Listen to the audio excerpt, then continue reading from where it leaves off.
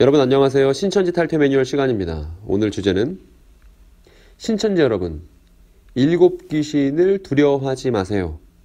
신천지 여러분, 일곱 귀신을 두려워하지 마세요. 라는 주제를 가지고 신천지 탈퇴 매뉴얼 진행하도록 하겠습니다.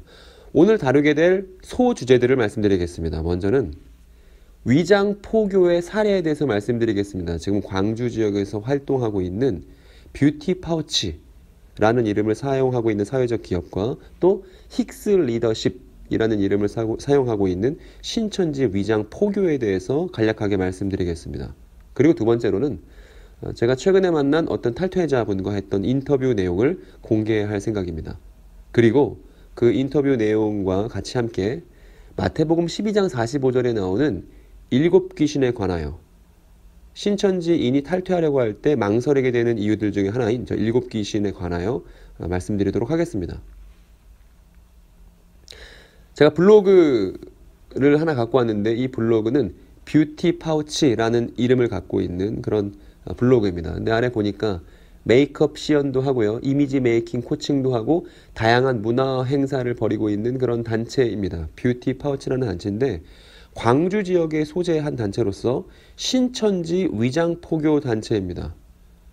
그러니까 청년들 대상으로 강연회를 연다거나 내지는 취업을 알선해주기 위해서 여러 가지 행사나 활동을 벌이는데 이 모든 것이 신천지 포교와 연관되어 있습니다. 그래서 그 블로그 내부를 들여다보니까 이렇게 지금 보시는 바와 같이 강연회를 연다는 것을 지금 알 수 있고, 그리고 그 내부에 있는 인물들이 베드로 지파, 신천지 베드로 지파에 소속되어 있는 문화부 사람들인 것으로 확인되었습니다. 그래서 이 사회적 협동조합 살림 사이트에서 이 뷰티 파우치라는 이름을 갖고 있는 단체가 광주 지역의 이미지 메이킹과 스피치를 위해서 2018년도에 사회적 기업으로 등록되어 있다는 사실을 알 수 있습니다. 베드로 지파 안에는 천화라는 의전단이 있는데 그 의전단 멤버들로 운영되고 있는 단체가 이 뷰티 파우치라는 단체입니다.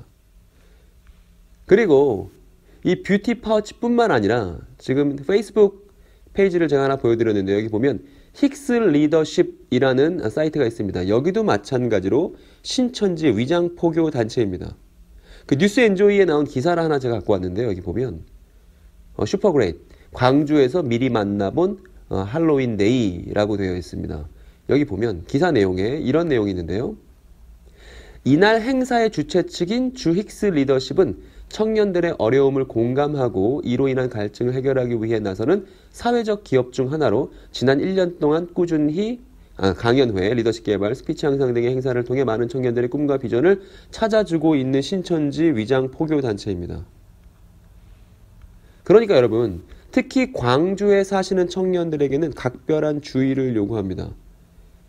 취업을 하려는 청년들을 속여서 신천지인 만들려고 하는 그런 위장 포교 단체들이 광주에 특히 베드로 지파를 중심으로 많이 형성되어 있는 것을 확인할 수가 있기 때문입니다. 그리고 제가 최근에 만났던 신천지 탈퇴자의 영상을 여러분께 보여드리려고 합니다. 이분은 신천지 센터에서 공부를 하다가 입교하지 않고 그리고 이제 신천지를 탈퇴하신 분인데 이분이 탈퇴하는 과정에 있어서 대단히 많이 어려움을 겪었던 분입니다. 그런데 이분이 어떤 부분에서 탈퇴가 어려우셨는지를 특별히 증언해 주셨습니다. 무릎을 틈을 안 주더라고요. 본인들 계속 발언을 하고, 네, 그 나가면 이제 제가 그 중국 강사 얘기하고 마지막으로 초등 강사랑 얘기를 할 때 그때 나눴던 얘기가 7가지 저주에 대해서 얘기를 했고 나가면 7가지 저주에 대해서 성경을 펴놓고서 다 자세하게 얘기하더라고요. 너가 나가면 이 저주 다 받는다.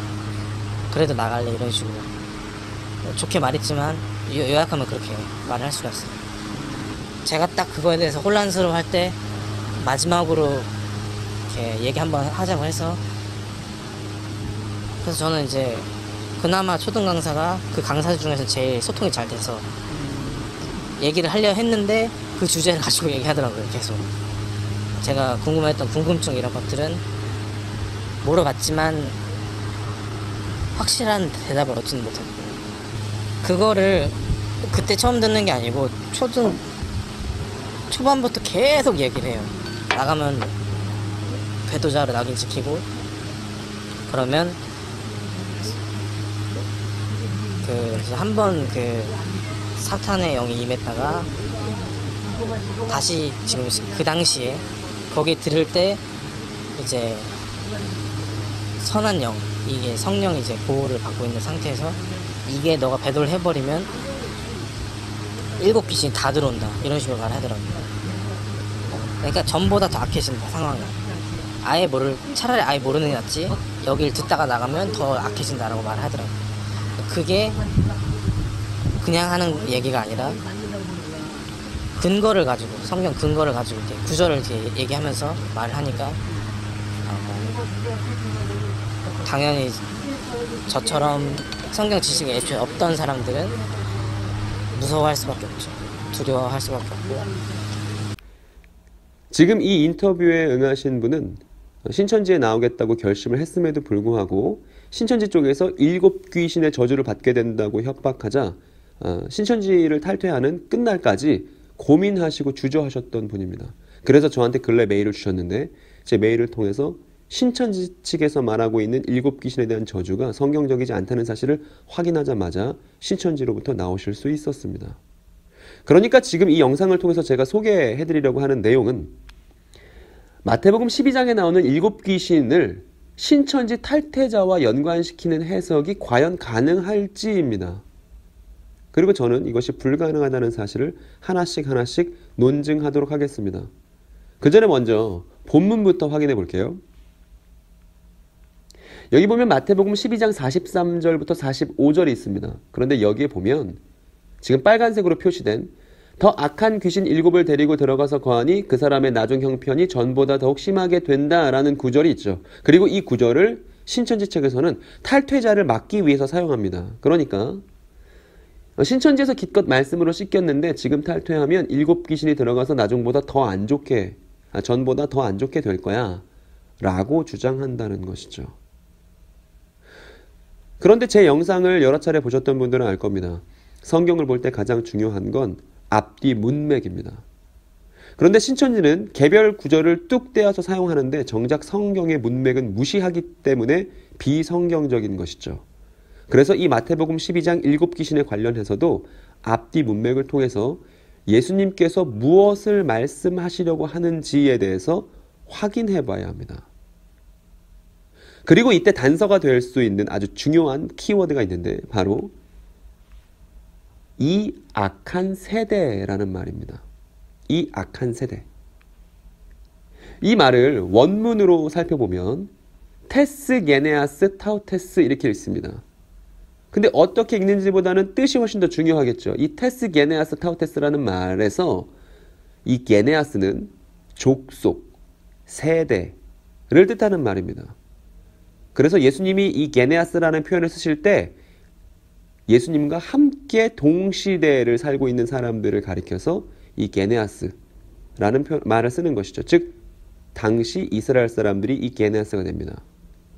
그리고 뒤에 나온 이 타우테스는요, 강조할 때 붙는 말입니다. 그러니까 바로 이 족속, 바로 이 세대, 즉 예수님이 말씀하실 때 이 말씀을 듣고 있는 바로 이 이스라엘 사람들을 가리키는 말이 지금 여러분이 눈으로 보고 계신 테스 게네아스 타우테스라는 말이고, 이 말이 이 세대라고 번역된 것입니다. 그리고 우리가 방금 읽었었던 마태복음 12장 43절 바로 위의 문맥을 확인해 보면 마태복음 12장 42절이 있는데요. 여기에 심판 때에 남방요왕이 일어나 2세대 사람을 정죄하리니라고 되어 있습니다. 여기서 말하는 2세대의 단어를 살펴보면 마찬가지로 테스 게네아스 타우테스를 사용하고 있습니다. 그러니까 신천지가 지금 사용하고 있는 마태복음 24장 43절부터 45절의 앞뒤 문맥에는 동일하게 이 세대, 바로 이 족속, 이 테스 게네아스 타우테스라는 말이 포진하고 있습니다. 그러니까 예수님께서 말씀하시고 싶은 그 이야기는, 그 의도는 지금 예수님의 말을 듣고 있는 동시대인들, 이스라엘 사람들에 대한 비판인 것이죠.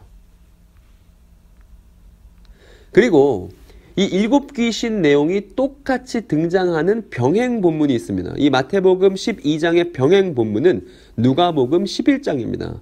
거기에 보면 똑같이 일곱 귀신이 등장하죠. 그래서 더 악한 귀신 일곱을 데리고 들어가서 거하니 그 사람의 나중 형편이 전보다 더 심하게 되느니라 같은 말씀이 있습니다. 그런데 제가 지금 말씀드리고자 하는 것은 이 일곱 귀신 이야기를 예수님이 말씀하신 건 당시 이스라엘 사람들, 예수님이 오셨음에도 불구하고 그 예수님을 거절하고 있는, 그리고 폐역을 계속 고집하고 있는 이스라엘 사람들에 대한 비판이었다는 것이죠. 그래서 이 누가복음 11장 26절 이후 문맥을 살펴보더라도 여기 보면 2세대, 바로 이 족속, 예수님과 동시대인들을 겨냥하고 있고요. 그 다음 나오는 본문에도 2세대, 2세대가 반복적으로 지금 등장하고 있습니다. 그리고 그 이후 본문에도 과연 2세대가 담당하리라. 창세 이후로 흘린 모든 선지자의 피를 2세대가 담당하되 곧 아벨의 피로부터 제단과 성전 사이에 죽임을 당한 사가랴의 피까지 하리라. 내가 너에게 이르노니 과연 지금 예수님과 동시대를 살고 있는 이스라엘이 이것을 감당하게 될 것이다 라고 말씀하고 계십니다.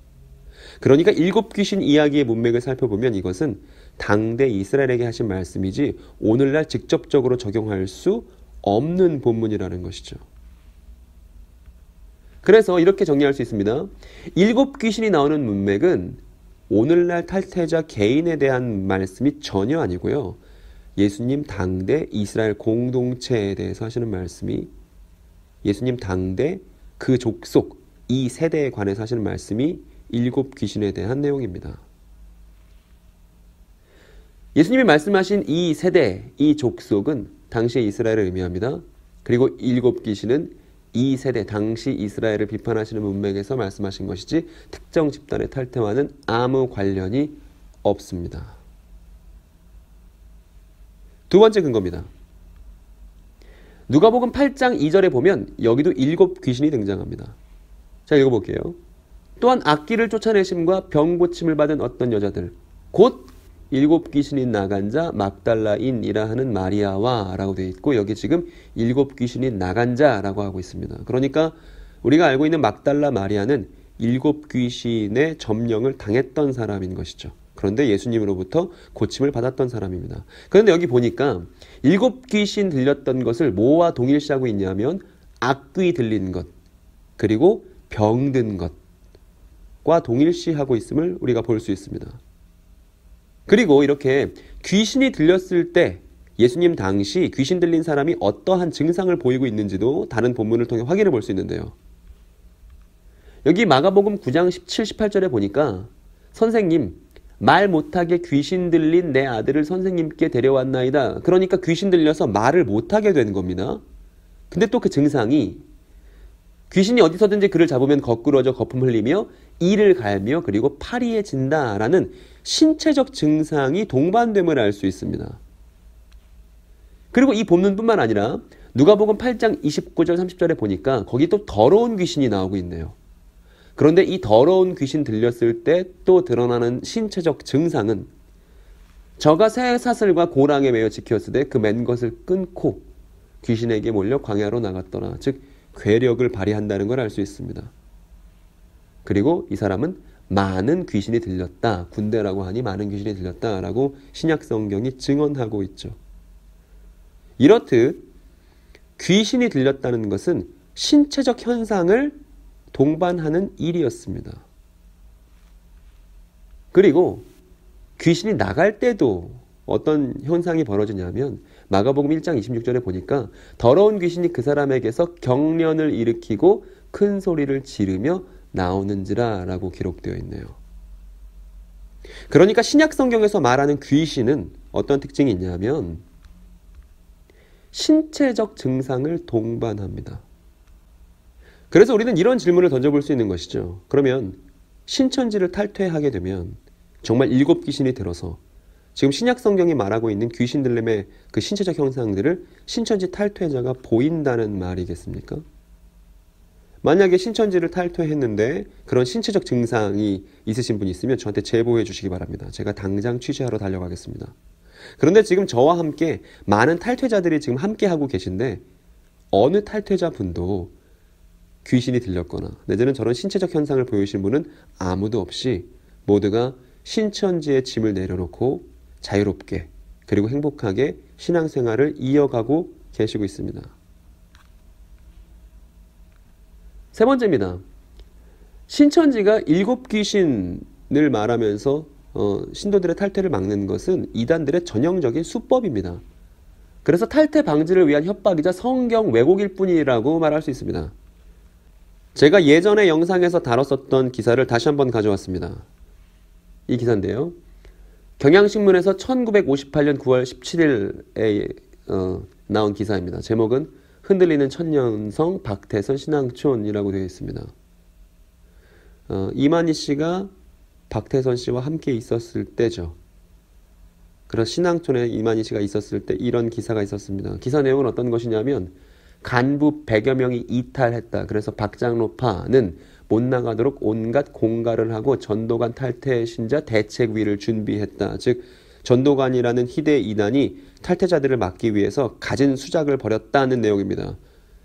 그리고 그 자세한 내용을 들여다보면 이런 내용이 있습니다. 박장로는 신도들에게 늘 신앙촌을 이탈하면 영육이 썩어 문드러진다고 공갈하면서 이탈을 막고 있기 때문에 무지몽매한 이들은 그 말을 믿고 얽매였는 것이다. 그곳에서는 정말 몸이 아파도 아프다는 말을 하지 못하고 있는 실정이다 라고 되어 있습니다.